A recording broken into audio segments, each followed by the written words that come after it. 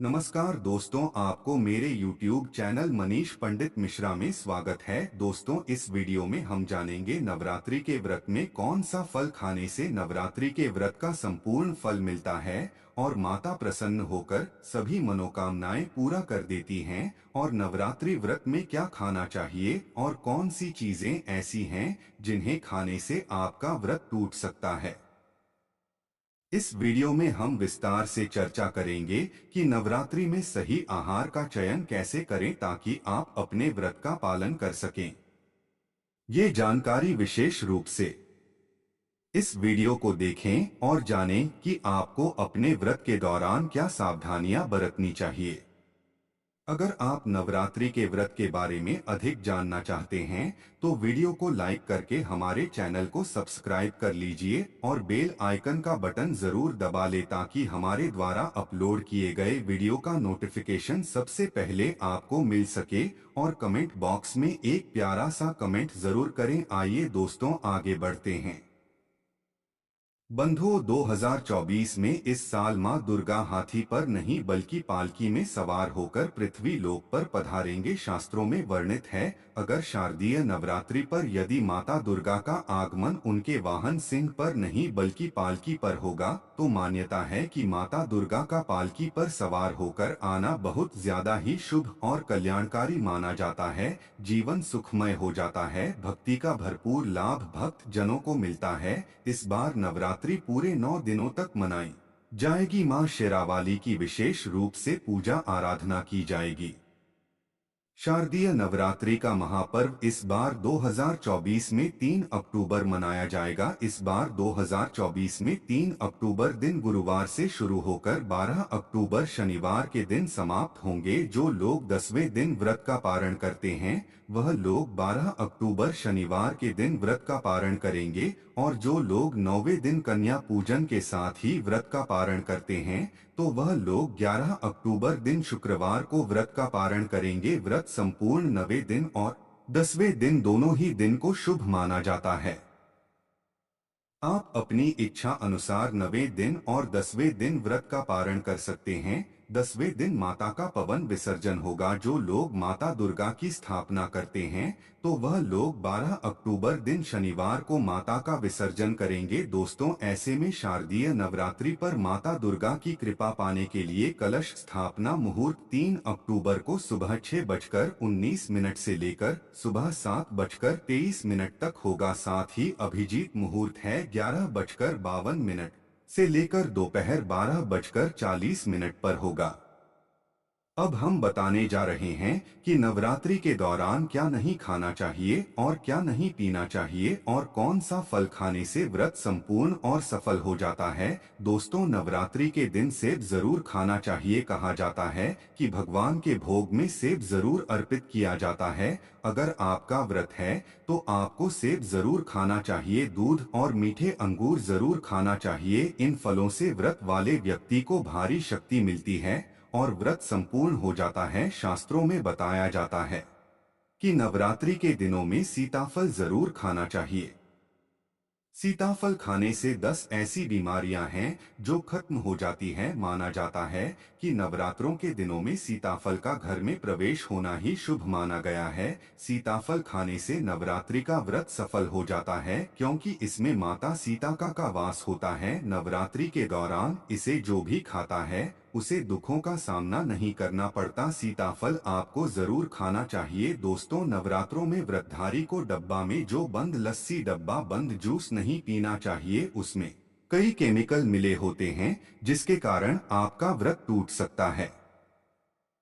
जब भी आप फलों का जूस पिए तो याद रखें उसमें नमक ना डालें, नहीं तो व्रत टूट जाएगा। साथ ही साथ जूस में बर्फ भी नहीं डालना चाहिए। फलों का सादा जूस पीने से व्रत सफल होता है। नवरात्रि के दौरान सिंघाड़े का आटा या कुटुक का आटा खाने से पहले यह देख ले कि आटा पुराना नहीं होना चाहिए क्योंकि पुराने आटे में कीड़े वगैरह पड़ जाते हैं जिसके कारण आपका व्रत टूट सकता है क्योंकि यह छोटे छोटे कीड़े हमें दिखाई नहीं देते और ऐसा आटा खाना मतलब कीड़े मकोड़े का मांस खाने के बराबर माना गया है। नवरात्रि के दौरान आप शाम के समय खाने में दही ले सकते हैं। आलू वगैरह खा सकते हैं, साबूदाने की टिकिया बनाकर खा सकते हैं, साबूदाने के और आलू के पापड़ भी खा सकते हैं। नवरात्रि के दौरान भोजन में शामिल कर सकते हैं, आपको एनर्जी मिलेगी और व्रत भी सफल हो जाएगा। नवरात्रि के दौरान आप दूध पी सकते हैं जो आपको ताकत देगा, चाय वगैरह भी पी सकते हैं, लेकिन याद रहे उसमें नमक ना डालें। एक बात का ध्यान रहे, व्रतधारी को पेट भर खाना यानी गले तक भोजन नहीं करना चाहिए, नहीं तो व्रत रखने का कोई भी फायदा नहीं होगा। दोस्तों, नवरात्रि के 9 दिन आदि शक्ति माँ दुर्गा को समर्पित होते हैं। नवरात्रि के 9 दिन माता रानी के 9 अलग अलग स्वरूपों का पूजन किया जाता है, लेकिन 9 दिनों में माता रानी को अलग अलग स्वरूप के हिसाब से अलग अलग पुष्प, अलग अलग भोग अर्पित किए जाते हैं। लेकिन क्या आप जानते हैं, कुछ ऐसी वस्तु है जिन्हें नवरात्रि के दौरान भूलकर भी माता रानी को अर्पित नहीं करना चाहिए। अगर इन वस्तुओं को आप गलती से भी माता रानी को अर्पित कर देते हैं तो आपको व्रत और पूजन का पूर्ण लाभ नहीं होगा। इसीलिए माता रानी की कृपा प्राप्त करने के लिए आपको यह जानना अति आवश्यक है कि वह कौन सी ऐसी वस्तु है जो भूलकर भी इस्तेमाल नहीं करना चाहिए। आइए जानते हैं। नंबर 1, नवरात्रि के दौरान शादीशुदा महिलाओं को सफेद कपड़े पहनकर पूजा पाठ नहीं चाहिए, साथ ही साथ काले कपड़े भी नहीं पहनना चाहिए, इससे पूजा व्रत आदि खंडित हो जाते हैं। माता की चौकी जब आप सजाए तो उसके नीचे कागज नहीं लगना चाहिए। माता की चौकी हमेशा लाल कपड़ा बिछाकर ही बनानी चाहिए। हमेशा याद रहे, नवरात्रों के 9 दिनों तक व्रतधारी को अपना आसन माँ की चौकी के आगे ही लगाना चाहिए और वहीं पर आपको सोना चाहिए। मंदिर को नवरात्रों के दौरान अकेला नहीं छोड़ा जाता, बहुत ही अशुभ माना जाता है। इससे दुर्गा माता नाराज हो जाती है और हमेशा के लिए चली जाती हैं। नंबर 2, नारियल को श्रीफल भी कहा जाता है। हर मांगलिक कार्य में विशेष महत्व होता है।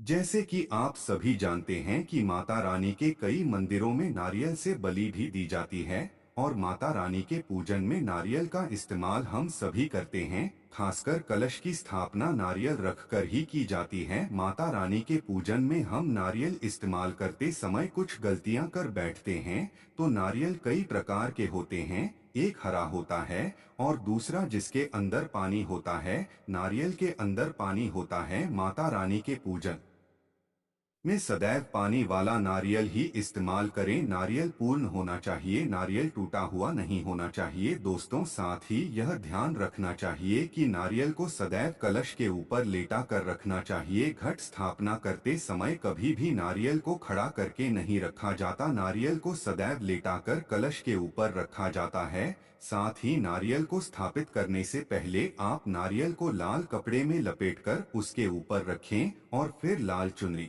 उठाकर आप नारियल को कलश के ऊपर स्थापित करें। शास्त्रों के अनुसार कलश के ऊपर जब सही तरीके से नारियल रखा जाता है और सही प्रकार का नारियल रखा जाता है, तभी व्रत और पूजन का पूर्ण फल प्राप्त होता है। यह भी ध्यान रहे कि महिलाएं माता रानी को नारियल अर्पित तो कर सकती हैं, लेकिन कभी भी माता रानी के सामने नारियल को भूलकर भी ना तोड़े, क्योंकि नारियल बीज रूप होता है और महिलाएं भी बीज रूप से शिशु को जन्म देती हैं। इसलिए नारियल को नहीं तोड़ना चाहिए। नवरात्रि में हम सभी माता रानी के पूजन में लौंग इस्तेमाल करते हैं, लेकिन लौंग का इस्तेमाल करते समय एक बहुत बड़ी गलती कर बैठते हैं। हमेशा ध्यान रखना चाहिए कि माता रानी को सदैव फूल वाली लौंग ही अर्पित करना चाहिए। जिस लौंग के ऊपर फूल नहीं होता या फिर जो लौंग के पीछे लकड़ी की डंडी नहीं होती, उसको आप माता रानी के पूजन में भूल कर भी इस्तेमाल न करें। फूल वाले लौंग को ही पूर्ण माना जाता है और माता रानी के पूजन में कोई भी अपूर्ण वस्तु, कोई भी खराब वस्तु या टूटे हुए अक्षत इस्तेमाल नहीं करने चाहिए। इसीलिए सदैव माता रानी के पूजन में फूल वाली लौंग का इस्तेमाल करें। नवरात्रि के व्रत में तुलसी के पत्ते अर्पित नहीं करने चाहिए। मां दुर्गा के पूजन में तुलसी पत्र का इस्तेमाल करना वर्जित माना जाता है। इसके अलावा आंवला के पत्ते भी माता रानी को अर्पित नहीं करना चाहिए और दुर्भा भी माता रानी को अर्पित नहीं करना चाहिए। दुर्भा भगवान श्री गणेश को अति प्रिय है। नवरात्रि में आप भगवान गणेश को दुर्गा अर्पित कर सकते हैं। भगवान विष्णु जी को तुलसी के पत्ते अवश्य अर्पित कर सकते हैं, लेकिन माता रानी को भूलकर भी तुलसी के पत्ते या दूर्वा अर्पित ना करें। माता रानी को सफेद फूल भी अर्पित ना करें। माता रानी को सदैव लाल रंग के फूल अर्पित करने चाहिए। फूल माता रानी को अति प्रिय है, खासकर माता को गुड़हल और कमल के फूल अति प्रिय है। शास्त्रों में बताया जाता है कि घर में माता रानी की 2 या 3 मूर्तियां या फोटो नहीं होनी चाहिए। इस बात का भी आप विशेष ध्यान रखें कि माता रानी के पूजन में कोई भी खंडित चीज इस्तेमाल न करें। खंडित चीज जैसे कि चटका हुआ या टूटा हुआ दीपक या फिर चटका हुआ कोई बर्तन। साथ ही यह भी ध्यान रहे कि लोहे के और प्लास्टिक के बर्तन आप माता रानी के पूजन में इस्तेमाल न करें, क्योंकि प्लास्टिक के बर्तन हड्डियों के पाउडर से मिलकर बनते हैं। ऐसे बर्तनों को माता रानी के पूजन से सदैव दूर रखें। नवरात्रि की व्रत में अगर आप माता रानी को जो पुष्प अर्पित कर रही है तो वह फूल मुरझाए हुए नहीं होना चाहिए। ऐसा फूल माता को अर्पित न करें। दोस्तों, वीडियो में दी गई जानकारी अगर आपको अच्छी लगी हो तो वीडियो को लाइक जरूर करें और हमारे चैनल को सब्सक्राइब करना ना भूलें। मिलते हैं अगले वीडियो में, तब तक के लिए नमस्कार दोस्तों।